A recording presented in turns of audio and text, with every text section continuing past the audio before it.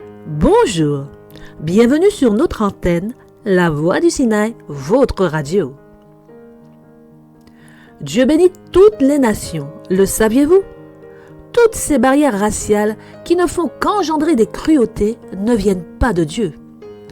Aujourd'hui, je voudrais partager avec vous une méditation autour de l'épreuve que Dieu soumet à Abraham dans Genèse chapitre 22, à savoir offrir son fils unique Isaac en holocauste. Permettez-moi de vous présenter cette petite réflexion sous forme de lecture commentée. Commençons. Genèse chapitre 22, versets 1 et 2. Après ces choses, Dieu mit Abraham à l'épreuve et lui dit « Abraham !» Et il répondit « Me voici !» Dieu dit « Prends ton fils, ton unique, celui que tu aimes, Isaac, va-t'en au pays de Morija, et là, offre-le en holocauste sur l'une des montagnes que je te dirai. » Tout d'abord, la Bible nous dit que Dieu met Abraham à l'épreuve. Donc, le temps de l'épreuve d'Abraham est venu. Resituons-nous. C'est le temps où Abraham vit désormais avec une seule épouse, Sarah, sans aucune concubine aux alentours. Car Agar, la servante égyptienne, a été renvoyée avec son fils Ismaël. Donc, Abraham vit également uniquement avec Isaac, le fils de la promesse. Car dans Genèse 21, Dieu avait dit « Accorde à Sarah tout ce qu'elle te demandera, car c'est d'Isaac que sortira une postérité qui te sera propre. » Dieu connaît les cœurs, et pour lui, la foi d'Abraham est enfin arrivée là où il voulait l'amener. Car depuis le chapitre 15, verset 6, Dieu lui avait déjà imputé à justice cette confiance qu'il avait en Dieu. Comme pour Abraham, Dieu connaît chacun de nous, et quand vient notre temps d'épreuve, sachons qu'il a déjà tout prévu. Alors, c'est le moment pour nous d'expérimenter à 100% la foi que nous plaçons en lui, et tout donner pour sa gloire. Abraham répondit « Me voici !» Pas de doute, Abraham connaît la voix de Dieu, et il répond spontanément « Me voici !» ce qui veut tout simplement dire « Je t'écoute mon Dieu, parle !» Au verset 2, Dieu va faire une demande très particulière et tellement inattendue à ce père déjà centenaire. Dieu lui demande d'offrir son fils en sacrifice d'holocauste, à savoir une offrande complètement consumée par le feu. Il ne restera que de la cendre une fois l'offrande consumée. Deux questions nous viennent à l'esprit. Premièrement, depuis quand l'Éternel, le Dieu vivant, réclame-t-il un sacrifice d'enfant? Deuxièmement, est-ce que le peuple qui naîtra d'Abraham incinérera leurs morts pour ne récupérer que la cendre? À la question 1, sachez que dans la Bible, les faux dieux réclament cette abomination, à savoir passer les enfants par le feu pour calmer leur colère, qui souvent est la cause des malheurs des adorateurs, et leur offrir des jeunes enfants est la condition non négociable pour que les prières soient exaucées. Ici, tout va bien pour Abraham. Il n'a fait aucune demande particulière à Dieu. Et Dieu n'est pas en colère et ne lui promet rien en retour. Donc, il sait que celui qui lui demande ce sacrifice est bien celui qu'il y a affirmé que c'est par son fils Isaac qu'il aura une postérité, l'Éternel Dieu qui ne ment pas. À la question 2, le chapitre suivant nous dit clairement qu'Abraham a besoin d'une sépulture pour ôter de devant lui son mort, Genèse 23, verset 4, et donc ne pratique pas l'incinération comme les autres nations qui servent de faux dieux, donc encore une exigence surprenante pour le Dieu des cieux. Et pour finir, ce sacrifice doit être non fait dans un temple ou sous les bois, mais à Morija sur une montagne que Dieu désigne. La montagne encore, un point qui confirme à Abraham qu'il va à la rencontre du vrai Dieu. Abraham connaît son Dieu, donc il décide d'obéir. Et nous, à la lecture de ces 2 premiers versets, nous devons comprendre que Dieu a un plan, car à ce moment précis, les yeux des anges et de tous les mondes créés par Dieu sont rivés sur Abraham. Jusqu'où cette demande de Dieu va-t-il le conduire? Versets 3 et 4. Abraham se leva de bon matin, sella son âne et prit avec lui 2 serviteurs et son fils Isaac. Il fendit du bois pour l'holocauste et partit pour aller au lieu que Dieu lui avait dit. Le 3e jour, Abraham, levant les yeux, vit le lieu de loin.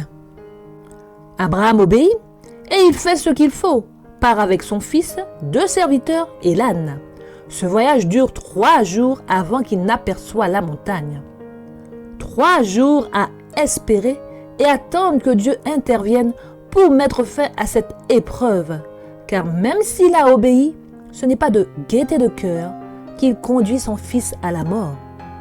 Il le fait simplement parce que c'est la volonté de Dieu, ce Dieu qui agit toujours pour sa gloire. Le verset 5 interpelle et révèle une vérité trop souvent passée sous silence. Verset 5. Abraham dit à ses serviteurs, « Restez ici avec l'âne, moi et le jeune homme, nous irons jusqu'à là pour adorer et nous reviendrons auprès de vous. » Abraham se sépare des serviteurs et dit que son fils et lui vont adorer Dieu sur la montagne et ils reviendront tous 2 près d'eux. Trop de commentateurs insinuent qu'Abraham raconte une boutade à ses serviteurs pour leur cacher la vérité. Non, mes amis, c'est le temps de l'épreuve d'Abraham. Ses péchés sont derrière lui. Abraham ne ment plus. Ses erreurs sont effacées, oubliées, complètement délaissées. Désormais, Abraham a atteint un autre niveau. Abraham fait tout simplement la volonté de Dieu. Et lorsqu'on fait la volonté de Dieu, on adore Dieu. L'adoration ne se révèle pas uniquement à travers des chants de louanges. L'adoration est un mode de vie, celle de vivre en harmonie avec la volonté de Dieu. C'est se prosterner, s'humilier devant le Tout-Puissant. C'est exactement ce qu'allait faire Abraham en se rendant sur la montagne pour offrir un sacrifice à Dieu. Et ses serviteurs le savaient. L'attitude d'Abraham nous révèle le seul point essentiel pour avoir une foi qui ne défaille pas. Obéir sans argumenter. Accepter la volonté de Dieu dans l'épreuve sans dire mot. Versets 6 et 7. Abraham prit le bois et l'holocauste, le chargea sur son fils Isaac et porta dans sa main le feu et le couteau. Ils marchèrent tous 2 ensemble. Alors Isaac, parlant à Abraham son père, dit « Mon père !» Et il répondit « Me voici mon fils !» Isaac reprit « Voici le feu et le bois, mais où est l'agneau pour l'holocauste ?» Pour qu'il atteigne le plus haut niveau, Dieu a soumis Abraham à cette épreuve, la plus difficile que l'homme ait jamais été appelé à subir. Le voici maintenant face à face avec son fils, qui le questionne au sujet de l'agneau manquant. Le ciel tout entier observe et attend avec intérêt la réponse du patriarche à l'enfant de la promesse. Verset 8. Abraham répondit, « Mon fils, Dieu se pourvoira lui-même de l'agneau pour l'holocauste. » Et ils marchèrent tous 2 ensemble. Par sa réponse, Abraham entre en plein dans le plan de Dieu. Cette réponse révèle à tout l'univers le plan même de la rédemption. C'est effectivement Dieu qui se pourvoira lui-même de l'agneau pour le sacrifice salvateur pour la race humaine presque 2000 ans plus tard. À ce moment précis, Dieu fait confiance à son serviteur qui, par sa foi inébranlable, honore Dieu et lui permet de montrer à nouveau aux anges le pourquoi du sacrifice du Fils de Dieu pour sauver les fils d'Adam. Car il avait été difficile, même pour les anges, de saisir le mystère de la rédemption, de comprendre que le commandeur du ciel, le Fils de Dieu, devait mourir pour un homme coupable. Lorsque l'ordre fut donné à Abraham d'offrir son fils, l'intérêt de tous les êtres célestes fut mobilisé. Avec un sérieux intense, ils ont suivi chaque étape de l'accomplissement de cet ordre. Versets 10 et 9. Lorsqu'ils furent arrivés au lieu que Dieu lui avait dit, Abraham y éleva un autel et rangea le bois. Il lia son fils Isaac et le mit sur l'autel par-dessus le bois. Puis Abraham étendit la main et prit le couteau pour égorger son fils. Au lieu convenu, il construisit l'autel et y déposèrent le bois. Puis, d'une voix tremblante, Abraham dévoile à son fils le message divin. C'est avec terreur et stupeur qu'Isaac apprend son destin, mais il n'offre aucune résistance. Le père lève le couteau pour tuer son fils, quand soudain, son bras est arrêté. Versets 11 et 12. Alors, l'ange de l'Éternel l'appela des cieux et dit « Abraham, Abraham !» Et il répondit « Me voici !» L'ange dit « N'avance pas ta main sur l'enfant et ne lui fais rien, car je sais maintenant que tu crains Dieu et que tu ne m'as pas refusé ton fils, ton unique. » L'ange de l'Éternel, mes amis, le chef de l'armée de l'Éternel, Jésus-Christ est le Fils de Dieu lui-même, est celui qui appelle et stoppe le bras du patriarche. Lui, le Fils de Dieu, qui sera donné à une mort d'agonie et de honte, et dont personne ne sera autorisé à s'interposer, comme dans le cas d'Isaac. Aucune voix ne s'élèvera pour crier « c'en est assez !» Pour sauver la race déchue, lui, le roi de gloire, va donner sa vie presque 2000 ans plus tard. Les êtres célestes ont été témoins de cette scène alors que la foi d'Abraham et la soumission d'Isaac étaient testées. Le patriarche n'a pas failli et sa soumission à Dieu a fait de lui l'image du Père aimant, sacrifiant son Fils unique pour sauver notre race déchue.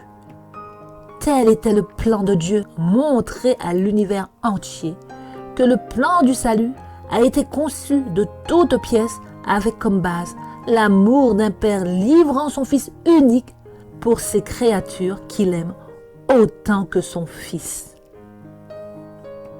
Jean 3,16. Car Dieu a tant aimé le monde qu'il a donné son Fils unique afin que quiconque croit en lui ne périsse point, mais qu'il ait la vie éternelle. Versets 13 à 18. Abraham leva les yeux et vit derrière lui un bélier retenu dans un buisson par les cornes. Et Abraham alla prendre le bélier et l'offrit en holocauste à la place de son fils. Abraham donna à ce lieu le nom de Jéhovah-Jireh. C'est pourquoi l'on dit aujourd'hui à la montagne de l'Éternel, il sera pourvu. L'ange de l'Éternel appela une seconde fois Abraham des cieux et dit « Je le jure par moi-même, parole de l'Éternel, parce que tu as fait cela et que tu n'as pas refusé ton fils, ton unique, je te bénirai et je multiplierai ta postérité, comme les étoiles du ciel et comme le sable qui est au bord de la mer. Et ta postérité possédera la porte de ses ennemis.